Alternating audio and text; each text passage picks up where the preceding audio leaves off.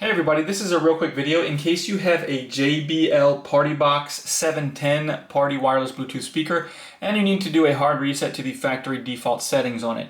You might want to do this reset for one of two reasons. The first one is troubleshooting, like if the speaker is not working properly for some reason, whether it's not connecting to your phone or other device, or not responding, or if it's not pairing with Bluetooth or something like that. A factory reset can fix a lot of these issues. You can also just buy a new speaker if it's totally broken. I'll put a link in the description to a speaker. But anyways, the other reason you might want to do this is if for whatever reason you want to just delete all the pairing history off of here, so that you can go ahead and set this up as a brand new speaker with all of the settings restored to the way it was when it came out of the box. It's really easy to do. We just need to first of all make sure our speaker is on, so turn it on if it's not. And then once it's on, we're going to find this light button and the play button and press and hold those two buttons simultaneously for more than 10 seconds. And after those 10 seconds or so, the speaker will automatically turn off and then reboot into its factory default state, and you can go ahead and set it up as a brand new speaker.